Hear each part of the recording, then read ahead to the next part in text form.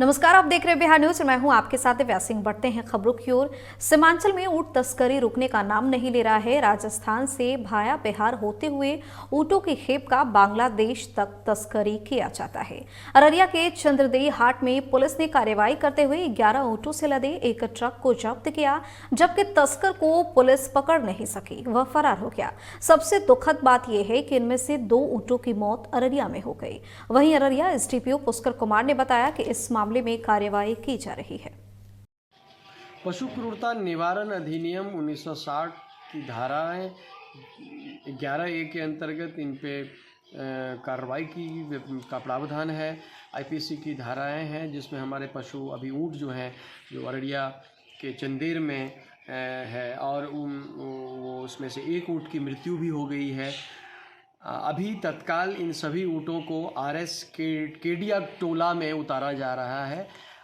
किसी तरह से धीरे धीरे होकर के उनके पैर बांध दिए जाते हैं, उनके मुंह बांध दिए जाते हैं और भूखे प्यासे उनको 1800 किलोमीटर राजस्थान से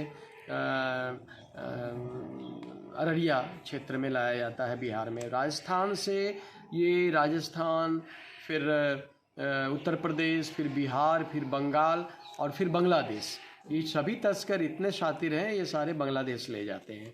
साल में प्रति माह, खास करके इस समय में जो इनका बकरीद का टाइम होता है, उस समय में ये मुख्य रूप से होता है और बांग्लादेश ले जाना इनका टारगेट होता है।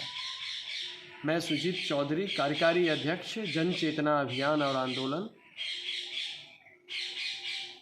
मानद राज्य पशु कल्याण अधिकारी, भारतीय जीव जंतु कल्याण बोर्ड, मत्स्य पालन पशुपालन डेयरी मंत्रालय से।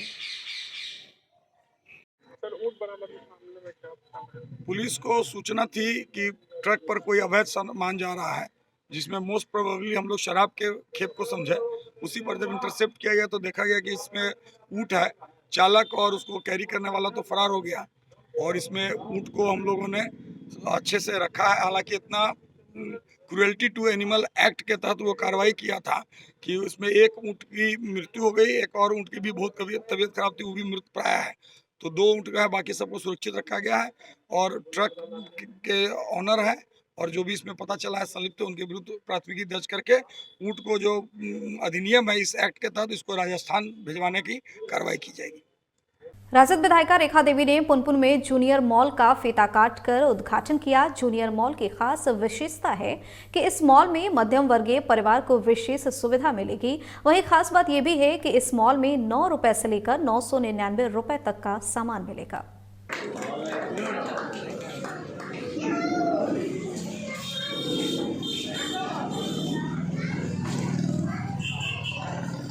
और अब बात कर लेते हैं गोपालगंज की। गोपालगंज में अपराधियों के हौसले बुलंद हैं। हथुआ थाना क्षेत्र में सवेरे गांव के रहने वाले प्रकाश कुमार को अपराधियों ने गोली मार दी। घायल प्रकाश कुमार को अनुमंडलीय अस्पताल हथुआ में प्राथमिक उपचार के लिए भर्ती कराया गया, जहां डॉक्टरों ने स्थिति को गंभीर देखते हुए रेफर कर दिया। परिजनों ने बेहतर इलाज के लिए पटना के पारस हॉस्पिटल में भर्ती कराया, जहां मौत हो गई।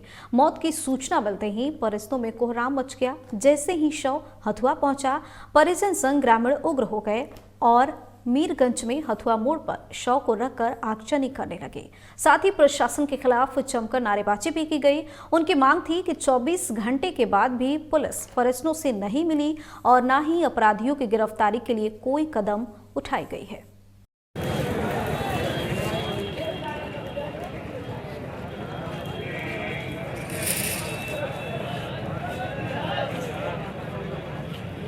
क्यों जाम किए हैं और क्या मांग है आप लोग का? जाम इसलिए किए हैं कि गोली लगा हुआ 24 घंटा हो गया, मेरे भगीना की गोली लगा हुआ है। अभी नहीं कोई प्रशासन गया ना, जहाँ तक कि चौकीदार गया ना, हथुआ थाना गया ना, मीरगंज थाना गया ना, सीओ साहब गए ना, बीडीओ साहब गए ना, एसडीओ साहब गए। ठीक है, अभी यहाँ पे हम इन लोग इसलिए जाम किए हैं कि एसपी साहब और डीएम साहब को बुलाया जाए।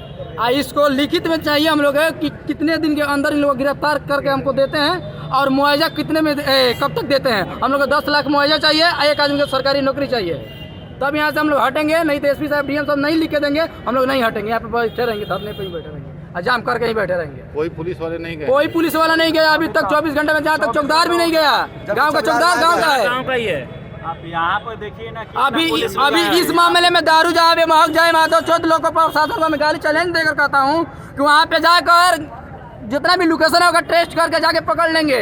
क्योंकि वहाँ पैसा मिलेगा। यहाँ इसलिए नहीं गए कि यहाँ मर्डर हुआ है, जाएंगे तो गाली सुनेंगे, लात खाएंगे और भगाए जाएंगे, इसलिए नहीं गए, इस डर से नहीं गए। और उसके बाद बोल रहे हैं क्या इलेक्शन पड़ा है, इलेक्शन पड़ा है तो इलेक्शन नेता बनने का शौक है, लेकिन मर्डर हो रहा है उसको पकड़ने का शौक नहीं है। क्या नाम है आपका?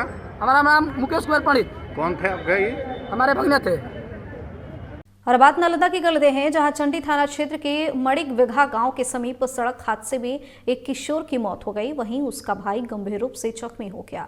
घटना के संबंध में मृतक के चचेरे भाई ने बताया कि दोनों सहोदर भाई मोटरसाइकिल पर सवार होकर ट्यूशन पढ़ने हरनौत बाजार जा रहे थे, तभी विपरीत दिशा से आ रही अनियंत्रित 4 पहिया वाहन ने मोटरसाइकिल में टक्कर मार दी। घटना की सूचना पर पहुंची पुलिस ने शव को कब्जे में लेते हुए पोस्टमार्टम के लिए सदर अस्पताल भेज दिया। चंडी थाना अध्यक्ष ऋतुराज कुमार ने बताया कि दुर्घटना में एक युवक की मौत हो गई है, वहीं एक जख्मी है। पुलिस आगे की कार्रवाई में जुटी हुई है।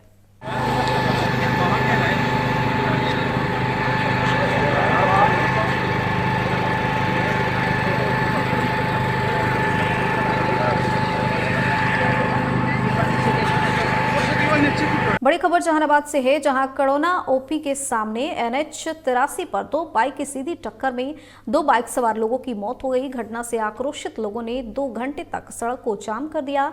सूचना मिलते ही SDM मनोज कुमार और STPO अशोक कुमार पांडे घटनास्थल पर पहुंचे और लोगों को समझा बुझाकर किसी तरह से शांत कराया गया।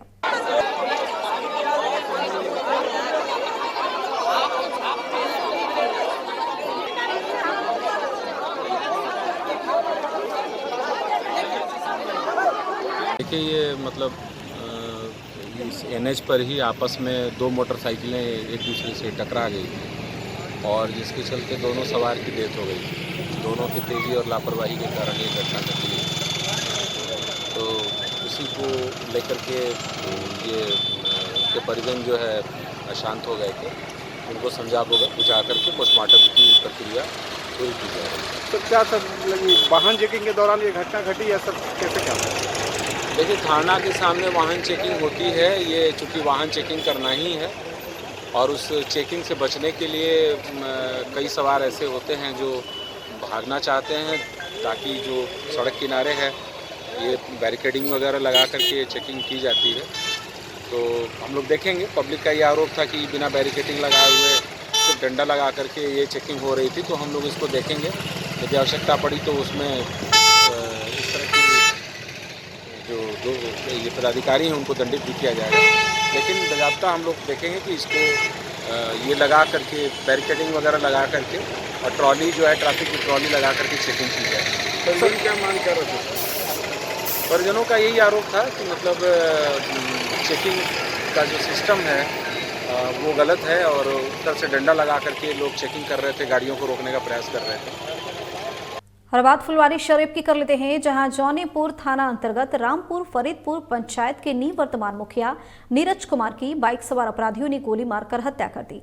घटना से आक्रोशित लोगों ने सड़क जाम कर हंगामा किया। घटना रामपुर फरीदपुर बाजार में घटी है।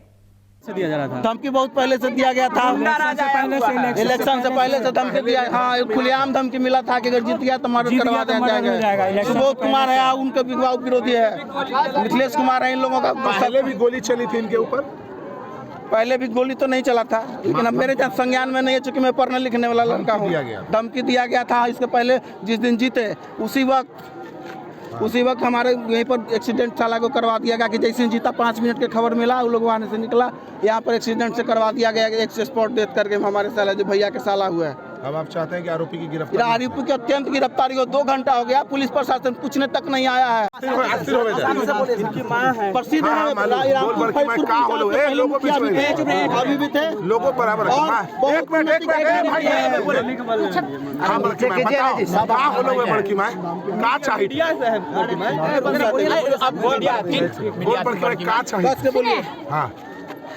सुनिए,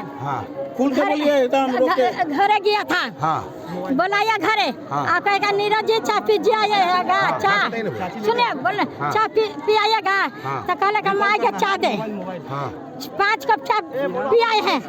आपका